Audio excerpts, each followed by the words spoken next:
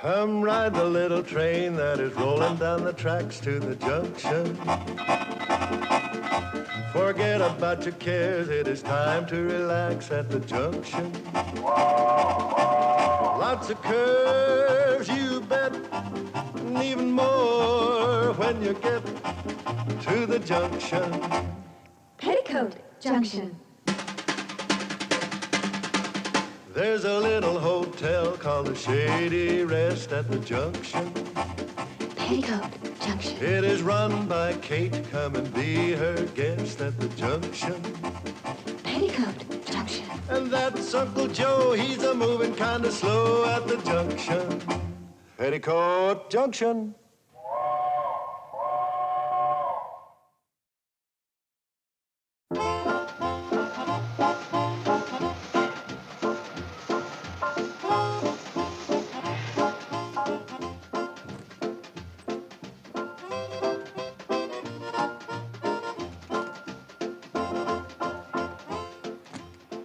He's a big movie star from Hollywood. And you're sure there are no phones at the Shady Rest Hotel? Oh, positive, Miss Wayne. Well, we've got a wall phone in the lobby, but it just gives the place a little class. And it's not connected, just like I wrote you in the letter. I'm being buried alive. And there are very few other people there. Only time the Shady Rest ever had over 3 guests at one time was when Miss Pritchett gave birth to triplets in the lobby. Are you happy to have found a grave to put me into? Save your throat. Don't worry, you picked the right place for Mr. Haggard to rest in. Shh, please. Not Mr. Haggard, Mr. Jones. I won't let on he's a movie star. Secret's safe with me. I just want to say howdy, Mr. Haggard. Never miss your pictures. Now, this is Floyd Smoot and Charlie Pratt. They operate the Hooterville Cannonball.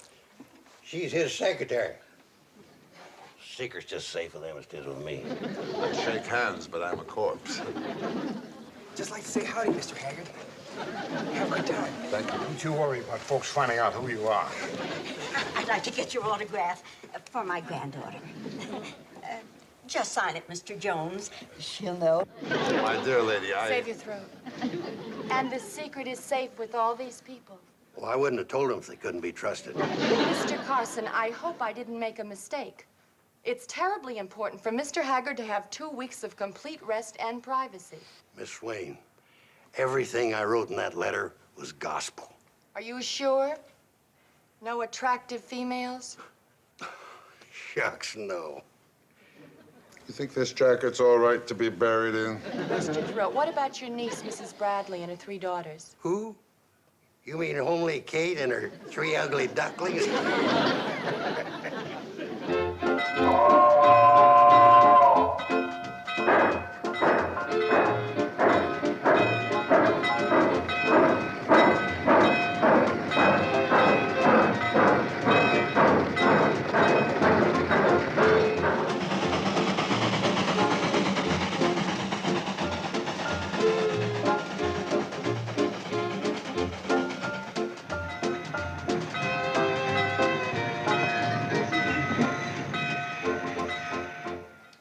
Right this way, folks. Oh, welcome to Shady Rest. Kate? This is Mr. Jones and his secretary, Miss Lucy Wayne. How do, Miss Wayne? How do, Mr. Jones? Let me take your suitcase. Oh, no, please. Oh, well, let's come right this way. That's your niece, Mrs. Bradley? Homely Kate? I don't understand it. She was homely when I left this morning. Let me guess. Those are the ugly ducklings. Snaggletooth, walleye, and prune face, left to right. Mr. Carson, you are a fraud. Telling me there were no attractive females here? Well, you see, I keep thinking of them as they were when they first came into the world, toothless and wrinkled. I've been too busy to take a good look at them since, I guess. All right, Mr. Carson. But let me warn you, Lane Haggard is to the female what the spider is to flies. Oh, there's no danger. Kate's too old to fall for that romance stuff, and the girls are too young. The Haggard charm gets them from kindergarten to Social Security. Well, he's met his match. Oh, they'll be polite to him, all right. But Kate and the girls are way too level-headed to be taken in by that Hollywood charm. We see every one of your pictures. Wouldn't miss them. Oh, I'm grateful to you and your sisters. Okay. Sisters. Did you hear that? She's our mother. Your mother? Oh, come on. She's our mother. She is. What do you call this? Pulling a fast one on the city slicker? Oh, no, she really is our mother. Of course she is. Aren't you our mother, Mother? Mother? Did you talk to me, sis? Oh, Mother. Yes, I was a child bride. Out of kindergarten into the kitchen. Are we going to stand here all day, a spidering and a flying, or is somebody going to show Mr. Jones and his secretary to their rooms? Oh, I think that's good. Good job. All bags are gone. I thought Kate and her daughters were so level-headed. Well, I guarantee you the tilt is temporary. And allow me to remind you, ma'am, nobody loves a wise guy. Come right in, folks. Supper's about on the table. Mr. Jones, you sit right here. Miss Wayne, you sit right over there. I think you met Floyd and Charlie on the train. This is Sam Drucker, our general storekeeper, notary public, and town wit. Happy to meet you both. How do you do? Hello. Ugh, I'm starved. Kate don't like first to eat the rolls till the soup is on the table. Hurry up. He's sitting down waiting. Now listen, Miss Wayne asked us to treat him just like any other guest, and that's what we're gonna do. Oh, but gee whiz, when he looks at you with those deep brown eyes. Billy Joe, you stop mooning around, you hear me? And you girls stop acting like silly, empty-headed little fools. He's just an ordinary man. And they're not brown, they're smoky gray with specks of green. Come on, Ma. You've been making over him just as much as we have. You sure have. You've been fussing over him like a mother hen. Well, maybe I have. But from now on, he's to be treated like everybody else as far as Kate Bradley is concerned. No better, no worse than anybody else. Now, let's get the food on the table.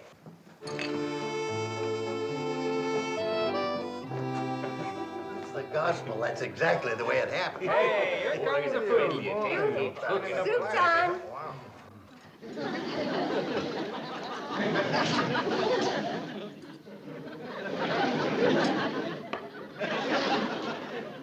And now our glamorous visitors are going to have to be satisfied with a plain, old, homely country supper. Like us simple folk have to get along on every day. French onion soup, beef stroganoff, asparagus hollandaise, Waldorf salad, and cherries jubilee.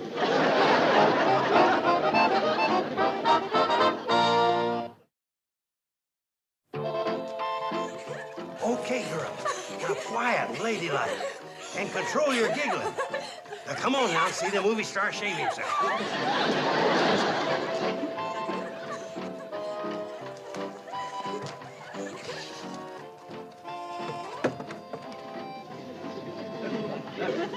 Gee. All right, you've had your 15 cents worth. Wowee. Next. Oh, my gosh.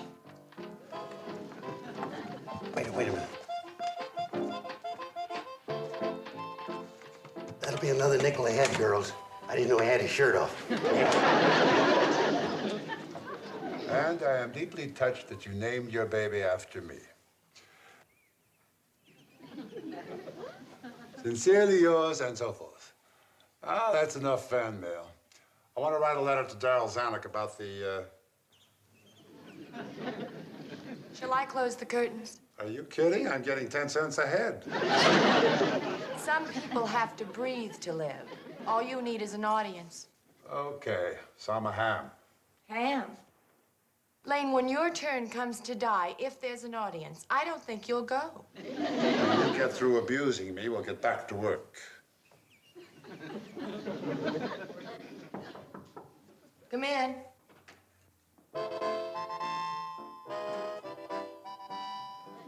I came to see if you needed towels. Thank you. And thank you for lighting up my room with those radiant eyes.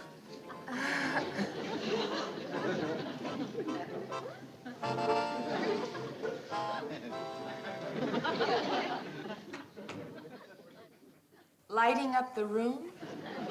Dear Darryl, I'll be in New York on the 23rd. We can talk about that picture in Africa. Come in.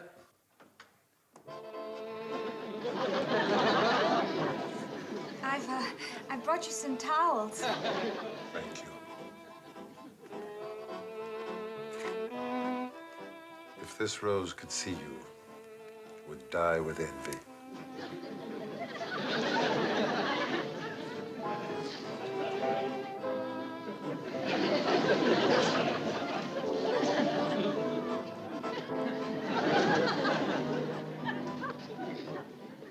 I wish they'd stop bothering me. Yeah, and the vicious way that you discourage them. You think they take the hint? I have to be kind to women. It's my duty. Duty? Well, naturally. If heaven gives you a voice, you're obligated to sing. Lane. Heaven gave Leonard Bernstein a talent, too, but he doesn't start conducting every time he sees a musician. I wish I had the nerve to fire you.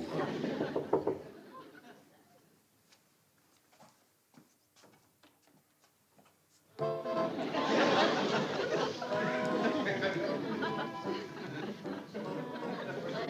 came to see if you needed any towels. Thank you. But now I'll have to stop shaving till I get over the effect of those disturbing eyes.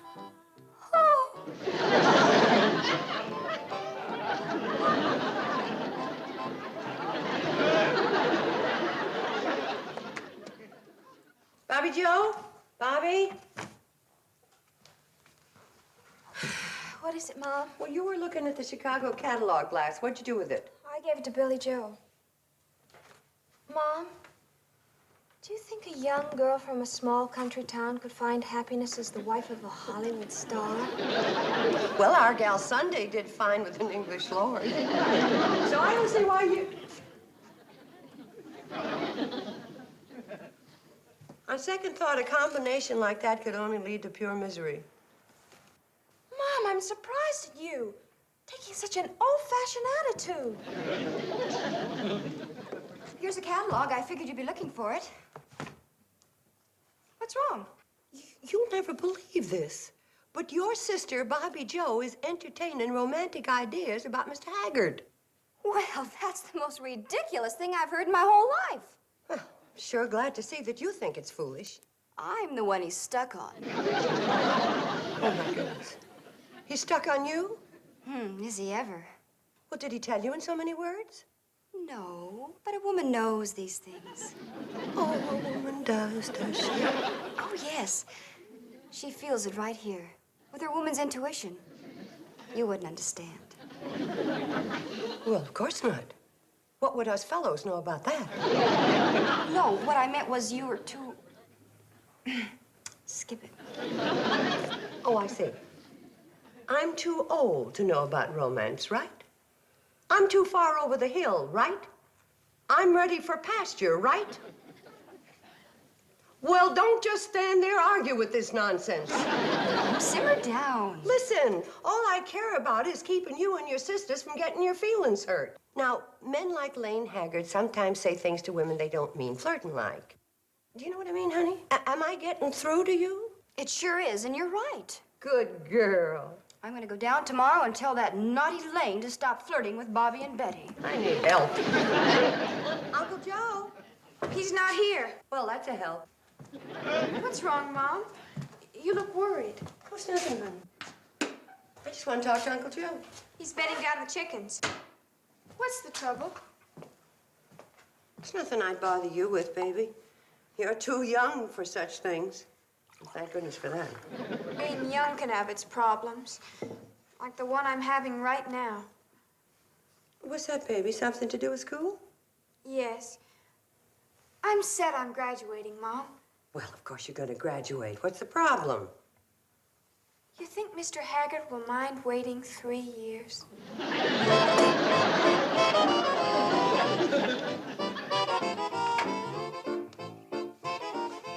Oh, there you are. What a beautiful morning. Now, what did you want to talk to me about, lovely lady? That's it right there. That sweet-talking way of yours.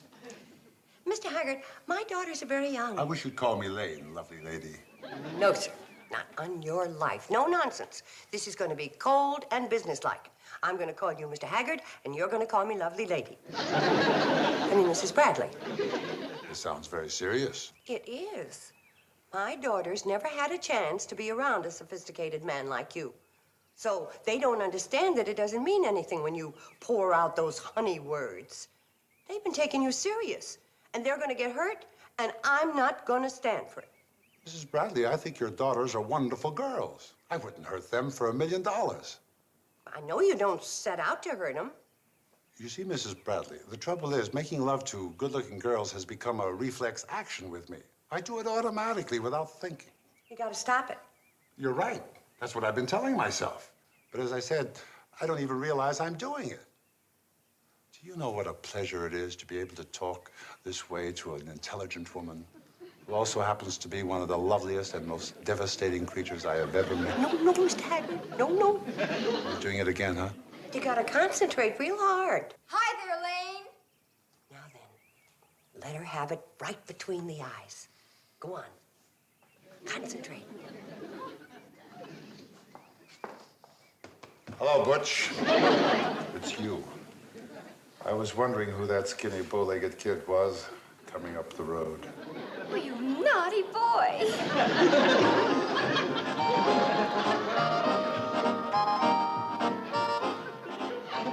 The new words were fine, but you're still singing the same old music.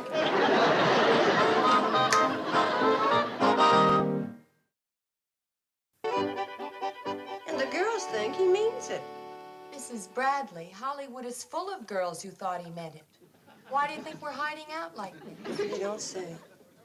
I know of 10 women who expect to marry him, and 18 more who think he's madly in love with them.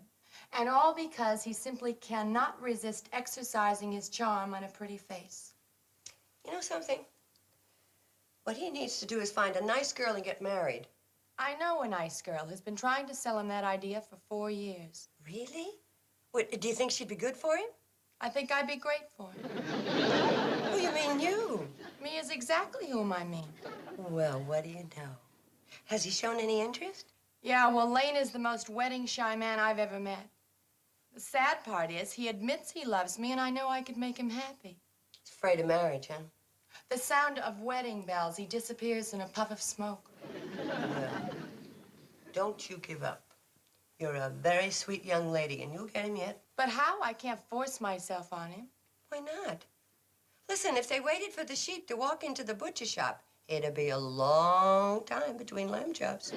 You may be right, but I suppose I have too much pride.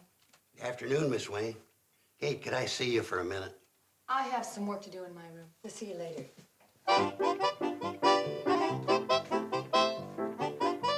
Anything wrong? Kate, what happened to those 3 daughters of yours?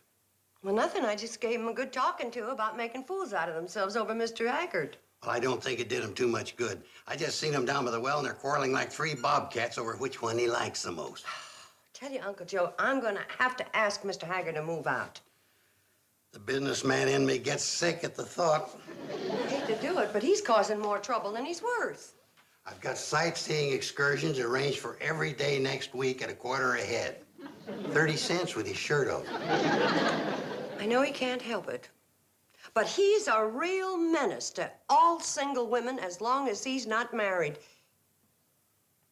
Uncle Joe, I just got a lollapalooza of an idea. There's no money in it. You've got no head for business. But I'm going to need your help. You get hold of Sam Drucker and maybe Floyd and Charlie, and you're going to need your shotgun. Sounds like a wedding. It's a general idea. Now, here's what we're going to do.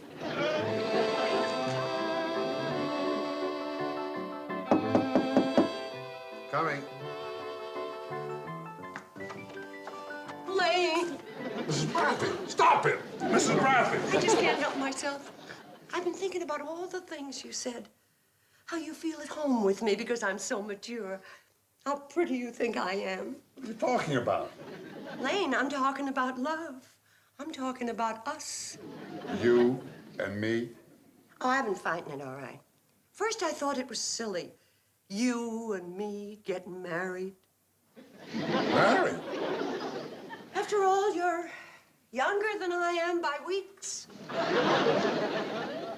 then I realized it was fate that brought you here. Now, wait a minute. Yes.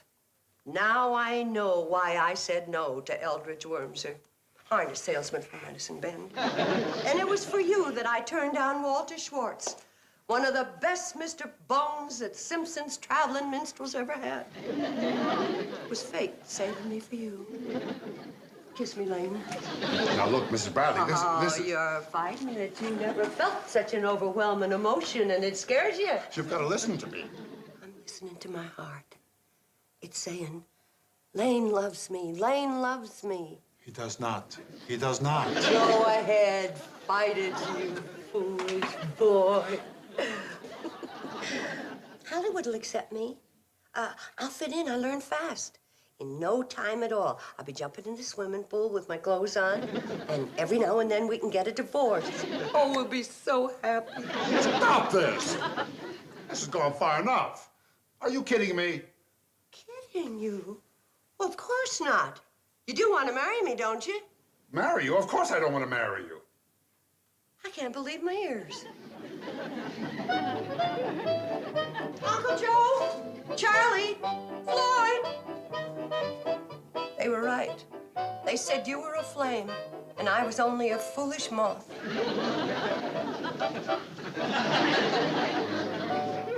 What happened? I flew too close and burned my wings. You foolish moth.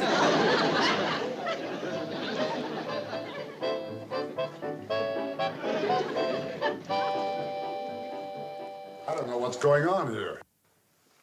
Boys, this movie star's been trifling with Kate's affection. I didn't like his last movie either.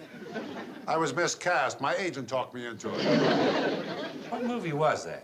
He played a minister on this South Sea island. The picture was terrible. Allow me to remind the critic circle that a woman's heart has just been kicked around like a football. Hanging's too good for him. We don't allow our women to be trifled with. He thinks he's back in Hollywood. I say, if we don't make an example of him, we're gonna be flooded with movie stars trifling with our women. He's right. Now's the time to nip it in the bud. Let's leave it up to the little woman who's been trifled with. Kate, do you want to marry this polecat? Not unless he wants to marry me. I got no pride. Do you want to marry her? Of course not. I'll take him anyway. Charlie, Floyd, go get Sam Drucker. Tell him to bring his Justice of the Peace certificate and some cheap rice. Come on. Now, you know as well as I do, you can't make me marry anybody. Why not? Because it's against the law, that's why not. Now, Sam Drucker's the marshal, and he never said anything against shotgun weddings being against the law. Suppose I refuse to go through with it. Well, sure, he could do that. There was that underwear drummer from Charlotte who refused to go through one last April. That's right. What was Judge Drucker's verdict on that? Killed while resisting a wedding. Now, listen, let's talk this over. Let's don't lose our heads. I can't marry Mrs. Bradley. Why not? Well, because Because.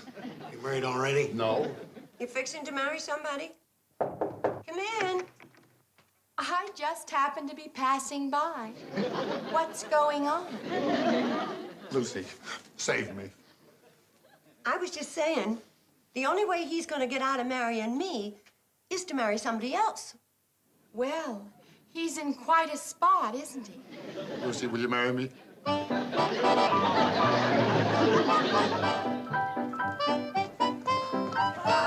Let's have this.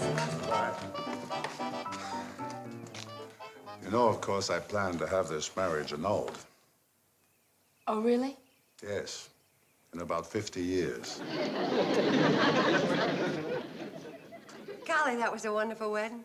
Yeah, I hope I gave them their $20 worth. You did just fine, Sam. Well, I'm plumb tuckered. $20 is a lot of wedding. I think they're going to be real happy together. She better treat him right, because I'll always be ready to take him back. So will I. Me too. Silly girl. I just hope he'll be able to get his lovely lady out of his system.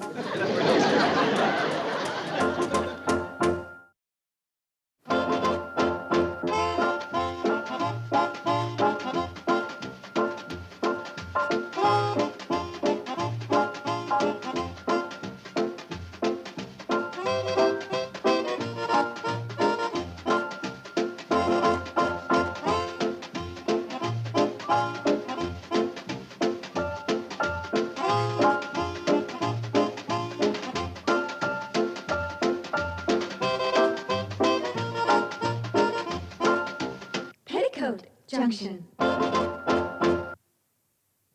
This has been a Filmways presentation.